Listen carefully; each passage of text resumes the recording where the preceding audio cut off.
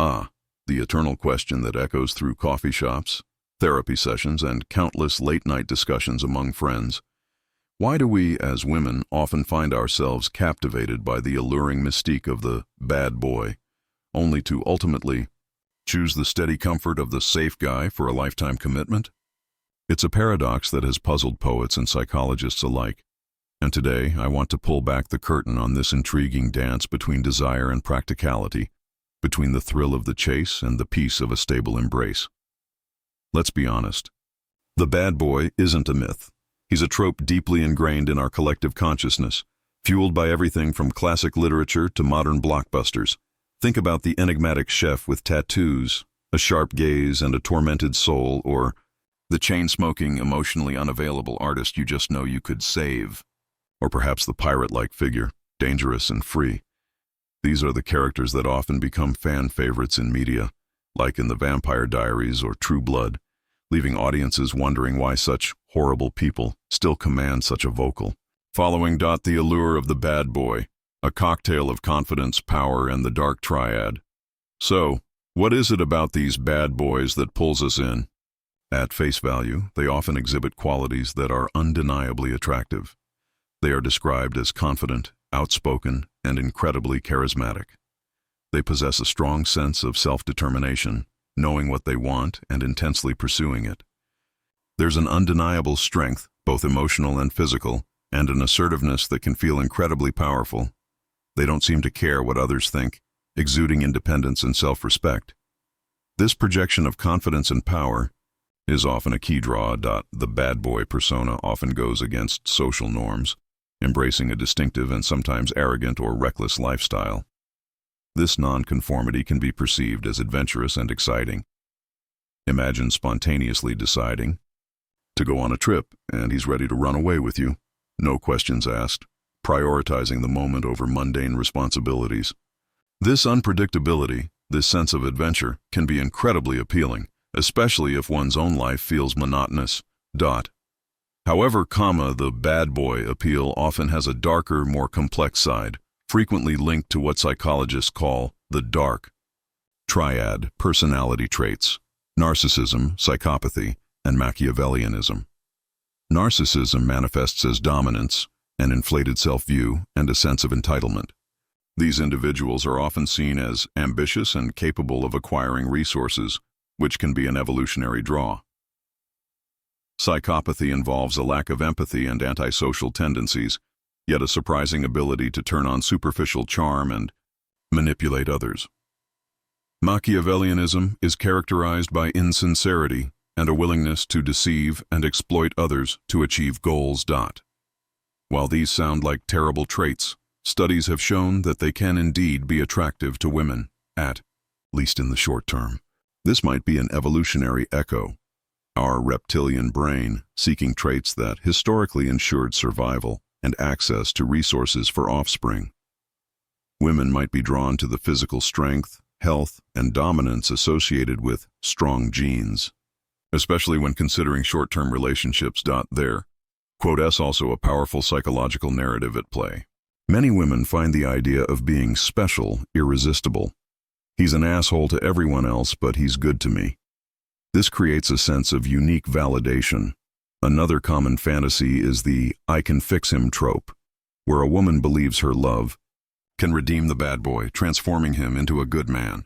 This desire for transformation is often amplified in fiction, where the bad boy might be portrayed as outwardly tough but secretly vulnerable, waiting for the right woman to save him. Yet in reality, these are often unhealthy desires that lead to frustration and failure.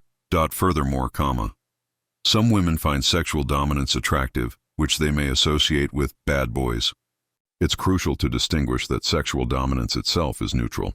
It can be ethical and consensual, or unethical and exploitative. However, the association can feed into the allure. For younger women, this attraction can be particularly pronounced. They might lack the experience to distinguish genuine confidence from arrogance or manipulative charm. The bad boy energy can be exciting, offering an escape from a mundane life and promising adventure. It's about feeling someone do what you secretly wish you had the courage to do, even if it's bad. The safe guy. The steadfast choice, often misunderstood. In stark contrast to the bad boy is the safe guy. He is the one who is reliable, stable, and trustworthy. He's the man with a steady job, who calls when he says he will, treats you with respect, gets along with your family, and has no bad habits like alcoholism or gambling. He's the one who offers a foundation of quiet love, consistent affection, and unwavering support. He makes you feel secure and provides a sense of peace.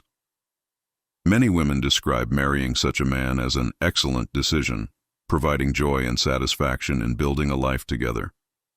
They become partners, a team through life's ups and downs, from financial troubles to illnesses. Yet, despite these undeniable virtues, the safe guy often faces a peculiar stigma. He might be labeled as boring, vanilla, or unexciting. The term safe can imply a lack of passion or spark, making a woman feel she's settling.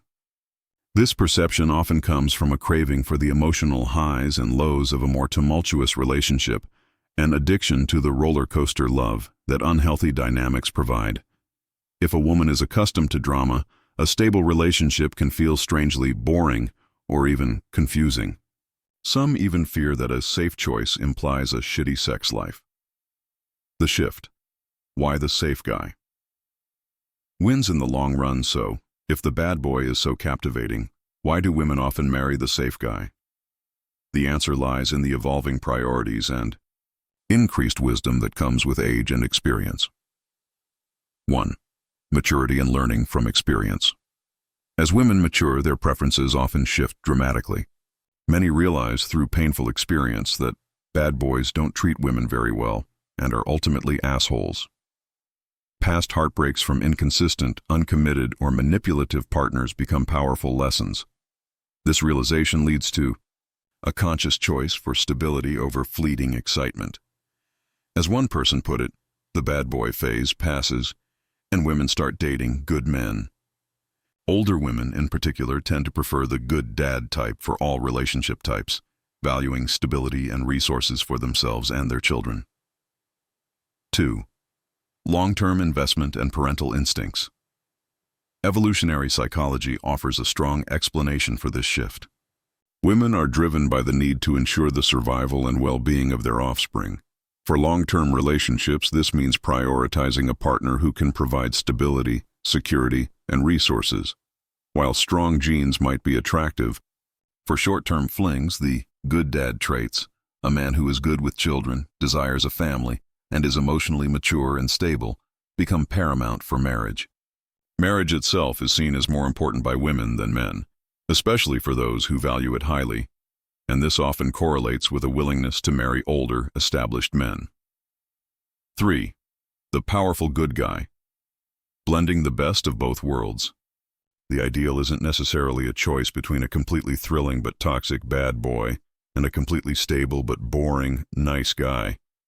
Instead, many women are attracted to the powerful good guy, an archetype that combines the desirable traits of the bad boy, confidence, strength, assertiveness, charisma, with kindness, support, and pro-social goals. This man is self-determined, but respects boundaries, strong but protects others, and independent but deeply desires his partner, making her feel special without being clingy. These individuals tend to build much happier, healthier, and long-lasting relationships. 4. Foundational elements of a healthy relationship. Beyond the archetypes, successful long-term relationships are built on fundamental elements that the safe guy often embodies. Trust and respect, the bedrock of any lasting union. Feeling safe means trusting your partner implicitly, being your true self without judgment, and knowing they will offer grace for mistakes. Communication and empathy, the ability to share emotions, thoughts, and desires openly, and to understand and support each other through difficulties. Teamwork and shared values, a partnership where neither seeks dominance, but collaborates, taking turns leading where best suited and sharing responsibilities. Shared goals and values are crucial for long-term compatibility. Freedom within commitment, the understanding that while devoted, both partners retain their individuality and are encouraged to grow, pursue passions, and examine life choices without fear of loss. This isn't boring. It's a stable foundation, upon which shared adventures and personal fulfillment can thrive. The nuance. Safe doesn't have to mean boring. It's easy to misunderstand the term safe choice. It doesn't mean marrying someone you don't love or are not attracted to. Rather, it implies a partner who meets the fundamental requirements for a stable relationship, with whom you are also deeply attracted and excited to build a life. The spark of passion may evolve from an initial explosion into a slow-burning embers kind of love that deepens over time. The idea that safe equals boring often misses the point that stability can be the background for adventure, not its absence. A safe partner can be someone who is reliable and responsible but also spontaneous and amazing. The excitement can come from shared experiences, new hobbies, or simply the joy of building a life together, rather than from manufactured drama or emotional roller coasters. The complex reality of choice. Ultimately, the choice between the bad boy and the safe guy is rarely a simple, binary one. Human mate selection is incredibly complex, influenced by a blend of evolutionary instincts, social conditioning, personal experiences, and individual psychology. Women want all of it: attractiveness, masculinity, warmth, resources, and the ability to be a good parent. In an ideal world, they'd find all these traits in one person. But when that ideal isn't met, priorities shift based on age, current desires, short-term versus long-term, and self-worth. For those who are emotionally healthy, the path usually leads toward relationships that are good and stable. People with insecure attachment styles, especially those from chaotic or toxic households, might unconsciously seek out drama or replicate past trauma, making them more vulnerable to bad boys. However, personal growth and therapy can help break these patterns, leading to a desire for kindness, generosity, and intelligence over superficial charm. A final thought on the heart's journey. The journey of the heart is a winding one, often leading us through exhilarating but ultimately unsustainable infatuations before guiding us to the shores of true partnership.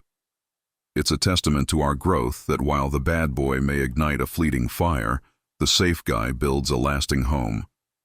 The real magic isn't in finding a partner who constantly keeps you on your toes with chaos, but one who offers a secure base from which you can both explore the world, support each other's dreams, and grow together. True love, in its most profound form, is an intentional commitment built on mutual trust, respect, and a shared vision. A commitment that deepens with every challenge overcome and every moment of quiet joy shared.